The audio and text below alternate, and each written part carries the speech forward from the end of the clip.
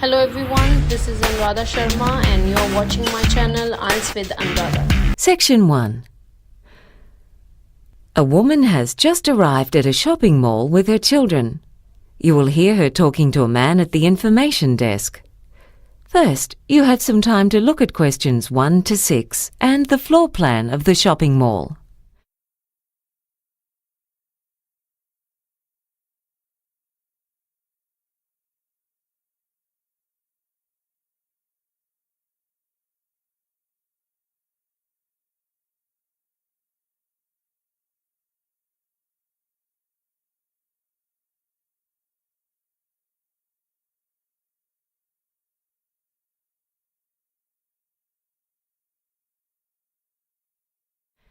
Now listen and answer questions 1 to 6.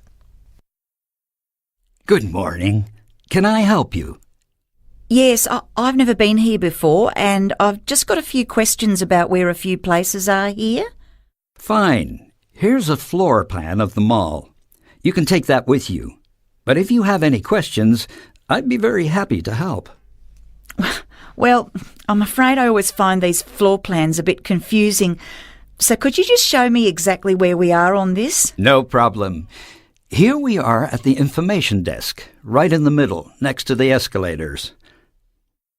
The man says they are at the information desk and that it is in the middle, next to the escalator. Therefore, C has been written next to the example on the question paper. Now continue with questions 1 to 6. Right. Now, I heard there's a children's play centre where you can leave your children while you do the shopping. That's right. You can see it on the floor plan. It's in the corner, to the left of the supermarket. There are plenty of toys for them to play with there. Also, there's fresh fruit to eat, and they can have fun with the other children. Sounds good, doesn't it, kids? I was thinking I might take them to have their hair cut first. Is that the hairdresser between the furniture shop and the children's clothes shop? Yes, it is. They do children's haircuts as well. Oh, lovely. Now, my little boy's going to a friend's birthday party next week and we wanted to buy a present. Do you know if there are any stores that might have things a 7-year-old boy would like? Oh, yes. There's a toy store right next to the shoe shop. They've got a good range of toys. I'm sure you'll find something for a child of that age. I often buy things there myself. The prices are quite reasonable. Oh, that's good to hear. Oh, and also, are there any toilets on this floor? Yes, they're in a bit of a hidden corner. You just go past the bookstore. You can see they sell newspapers there too, and down the corridor. Oh, yes, I see. I'd better take them there before we go to the hairdresser. What else do I need to do? Oh, yeah, I've got to buy some credit for my mobile phone. Can I do that at the phone kiosk over there near those benches? Yes, you can. You can also do it at the supermarket if you want. Right. Now, we've just come up from the car park, but we took the escalator. I might have a lot of things to carry later on, so I was wondering if there's an elevator. Yes, it's next to the computer store, near the top of the stairs. Oh, yes, I can see it now. Before you hear the rest of the conversation, you have some time to look at questions 7 to 10.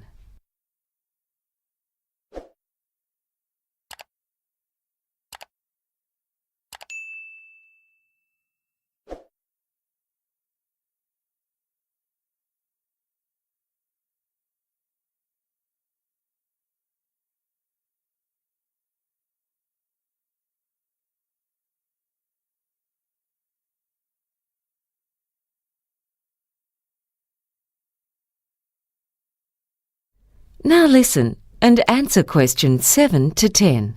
Oh, when I parked the car, I couldn't see how much you have to pay for parking. It's free for the first 2 hours, but after that it's $3 an hour. Oh, well, I think with all the things we have to do, we might be here for more than 2 hours. So if you park there for 3 hours altogether, you have to pay $3. And if it's 4 hours, you pay $6 and so on. Yes, that's right. Uh-huh. Well, I think with all the things we have to do, we might be here for more than 2 hours. So if you park there for 3 hours altogether, you have to pay $3. And if it's 4 hours, you pay $6. and so on. Yes, that's right. Uh-huh. How about the children's play centre? Is there any charge for leaving your children there? Oh no, that's a free service of the shopping mall. However, there's a policy that the children have to be at least 18 months old. Oh, my youngest is just 10 months old, but I'd rather keep her with me anyway. Also, we might need to get something to eat later. Is there any place to buy lunch? Oh yes, you can get all kinds of things at the food court, from snacks to fast food to healthy meals. There's a really good range. It's 2 floors up on level 5. It's best to take the elevator. Do you know if they have pizza? 'Cause both my kids really love pizza. Yes, they do. Oh, did you know you can watch a movie here too?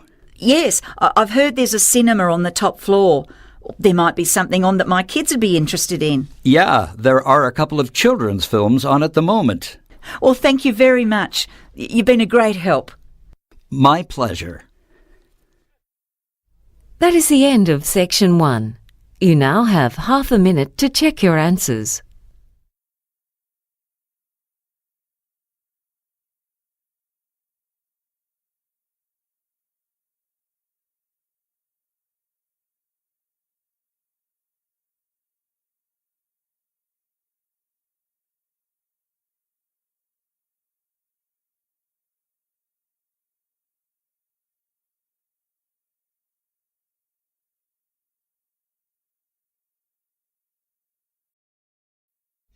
Now turn to Section 2.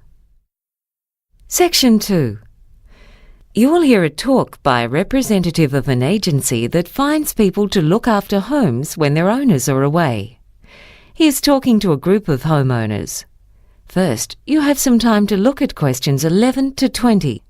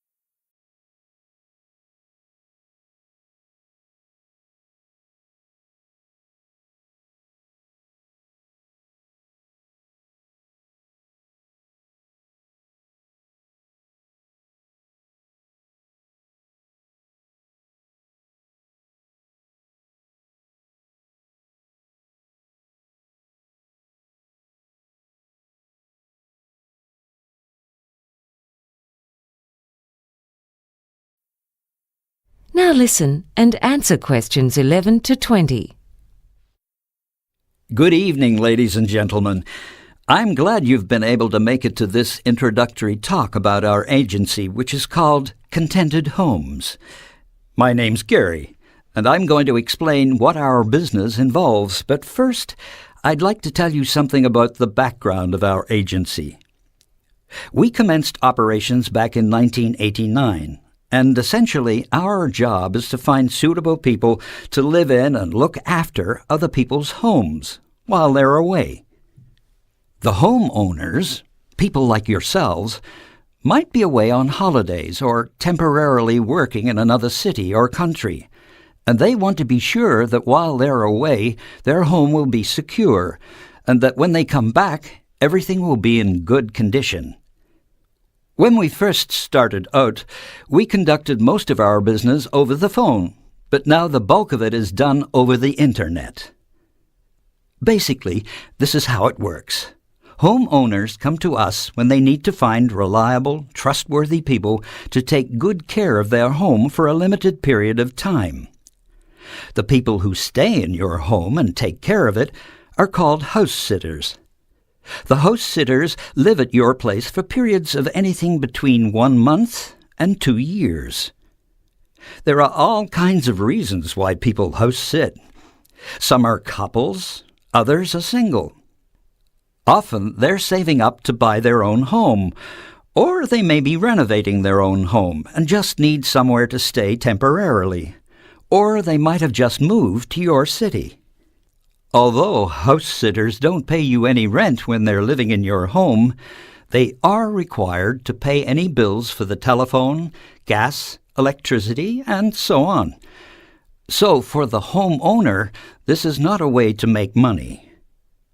When someone registers with us to become a house sitter, they provide us with some of their personal details, such as their age and occupation. I need to stress here that our agency does not carry out a security check on the people who have registered with us to be house sitters. Many house sitters have references from people whose houses or apartments they've looked after in the past. It's up to you to check those references. Allowing someone to live in your home is not a decision to be taken lightly. So we also recommend that you meet with any prospective house sitters and interview them before deciding which person or people would be most suitable to look after your home in your absence. There are similarities between house sitters and tenants, but there are differences as well. House sitters don't have as many rights as people who have a lease on a property. As the homeowner, you can give a spare set of keys to your home to a neighbor, friend, or relative. That person's allowed to drop in on the house sitters without prior notice at any time, within reason, to check that the house is in order, and the house sitters aren't allowed to stop them from entering. There are many good reasons to use the services of a house sitter. Burglars soon notice when people are away, so theft is much less likely if someone is living in your home.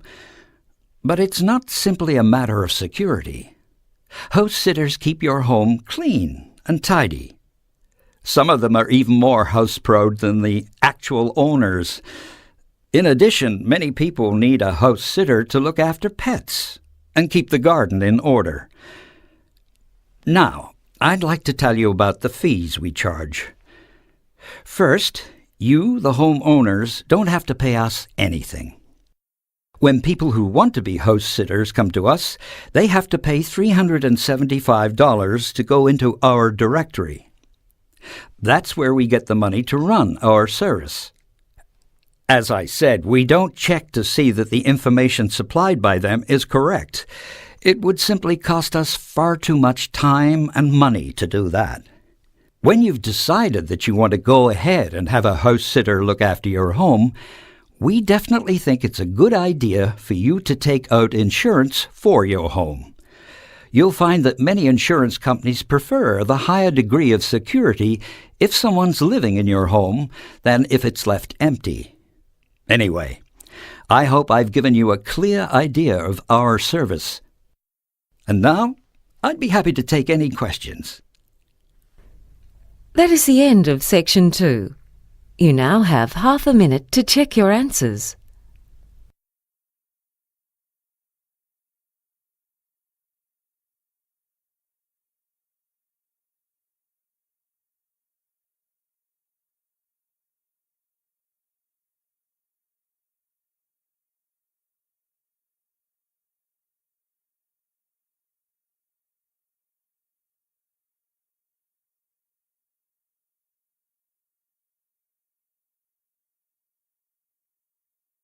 Now turn to section 3.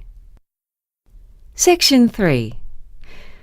You will hear 2 students talking to their teacher about a seminar paper they are preparing for their population studies class.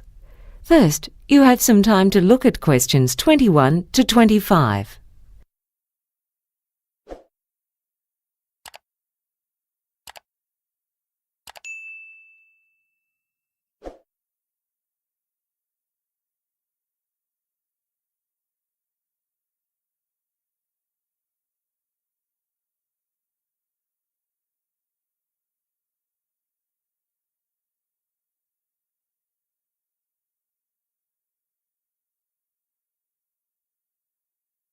Now listen and answer questions 21 to 25. So, how's your seminar paper going? Oh, it's almost ready. My head's just full of statistics at the moment. Is there anything you found particularly interesting? Yeah. For instance, about where people choose to live when they migrate to Australia. The focus of our talk is on migration to Sydney, but we found we needed to look briefly at migration to other parts of Australia as well.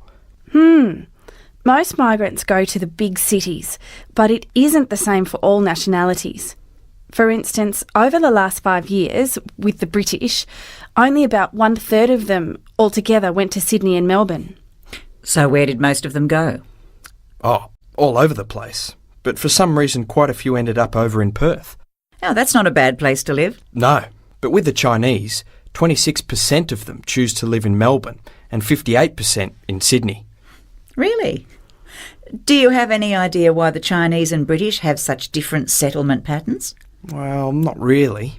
Sometimes it's hard to find out exactly why people choose to live where they do. There's a thriving Lebanese community in Melbourne, but more than 7 out of 10 people from Lebanon were drawn to Sydney. I see. So you've covered groups from Europe, East Asia and the Middle East. Do you have anything on people from other regions?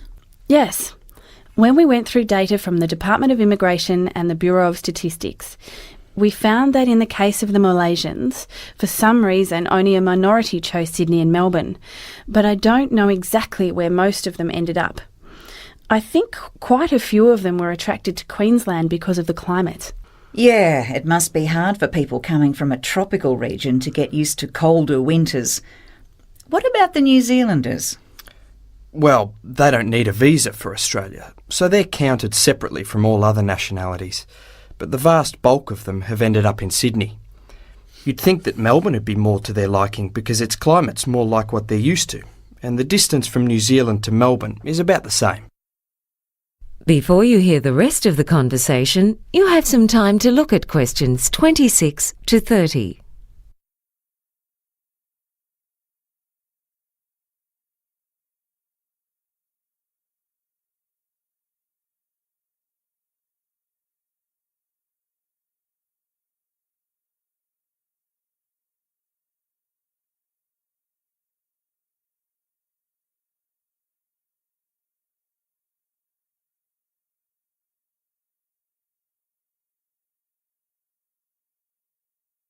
Now listen and answer questions 26 to 30. You also looked into why people choose the places they do, didn't you? Yes. Well, people often go where the work is. I mean, it's no use finding a nice place to live if you're going to be unemployed. But there's a more decisive factor, and that is that people generally like to live near their friends and relatives, and with people from their own country, so they won't be so isolated. And they do that despite the higher housing prices in the larger cities. Yeah, rents are getting ridiculous.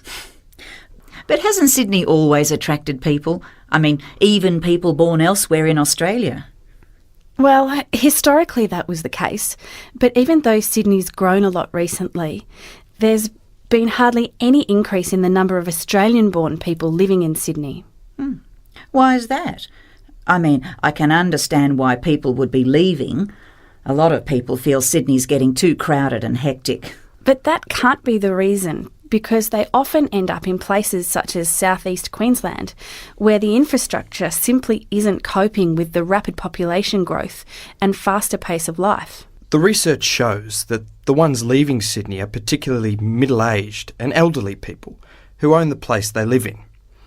By selling their Sydney home when they retire and buying and living in a cheaper one elsewhere, they then have more funds left over. It must be difficult making that shift at their age. I think moving or migrating's hard for anyone. Quite right. But what effect is migration having?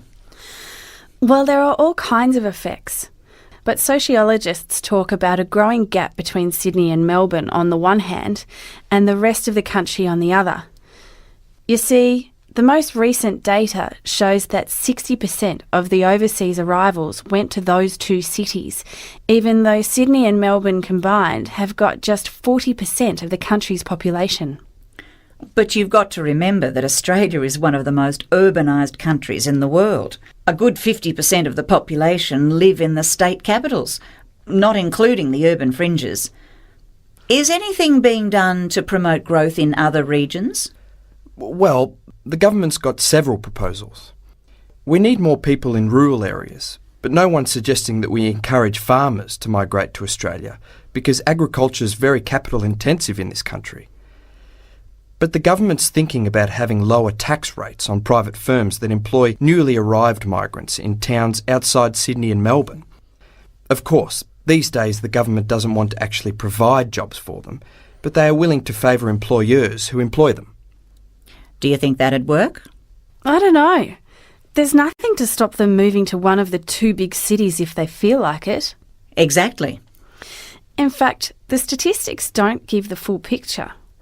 When they migrate, people very often initially live outside of Sydney. So in the statistics, they're recorded as having settled outside Sydney. But then after a while, many make the move to Sydney. So the real picture's even more out of balance than what the statistics say. Statistics really can be a slippery thing sometimes, can't they? That's for sure. That is the end of section 3. You now have half a minute to check your answers.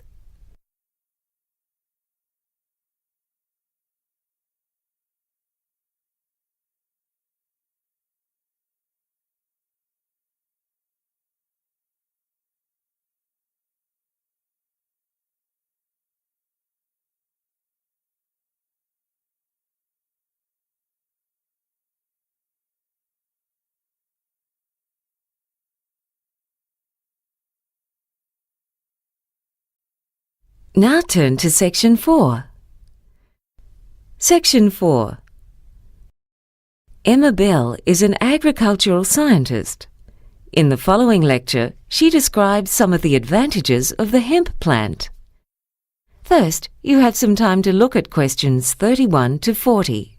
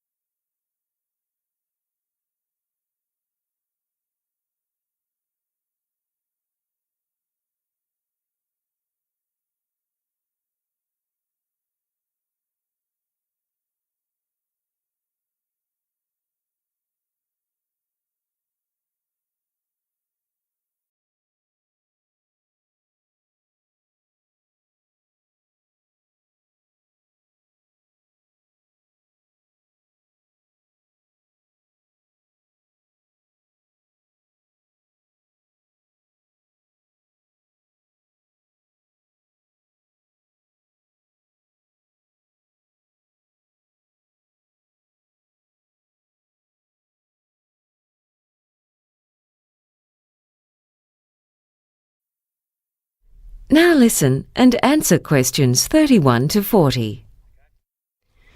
When we think of progress, we tend to look to the future. However, the past can also provide inspiration. Today, I'd like to outline some of the many ways in which the hemp plant, a plant that was used very widely until the early 20th century, can benefit both humans and the environment. You may remember that when the use of computers became more widespread, there was much talk of the paperless office. Yet now far more paper is being used than ever before. Most of that paper is made from wood, but it can also be made from hemp. Hemp is a fast-growing annual plant that can be harvested within 4 months of germination, whereas a tree takes 20 years. This means that a hectare of hemp can produce 80 times as much paper as a hectare of trees. In fact, hemp was the main source for paper production until the 20th century, and the paper it makes is of superior quality to that made from wood.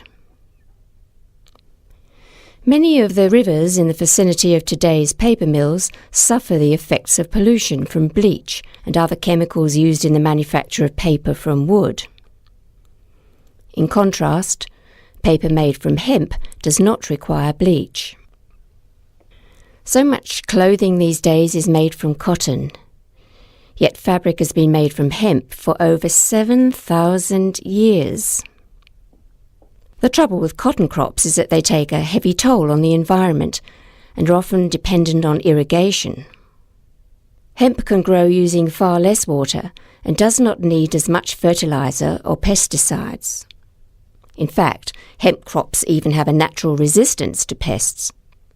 Clothes made from the tough fibre of hemp also last longer than those made from cotton, which is not something that'll make clothing manufacturers very happy. But another way in which hemp is the superior material is that it's more effective in blocking out UV rays from the sun, which can cause skin cancer. To top it off, clothing made from hemp is very comfortable to wear. In parts of the world that still don't have electricity, this versatile plant can also be used to light lamps. Back in the days of sailing ships, when hemp was used to make ropes and sails, lamps were often fueled by whale oil, which gave off a much stronger smelling black smoke. The pursuit of that oil was one of the reasons for the existence of the whaling industry, which hunted many species of whale almost to extinction. Closer to our own time, Henry Ford used hemp in the production of his first cars. These days, with panels being made of metal, even a minor accident can lead to costly repairs. Being derived from a plant, hemp panels would be less expensive. Yet perhaps an even more significant consequence would be that instead of old cars being left to rust by the roadside, an abandoned car made from hemp would rot faster. A further advantage in the case of automobiles is the fuel. One of the major causes of global warming is the use of fossil fuels in cars and trucks. Methanol is an alternative to petrol, and it can be extracted from hemp. This fuel is already used by racing cars, and it doesn't produce as much air pollution, thus placing a smaller burden on the air we breathe.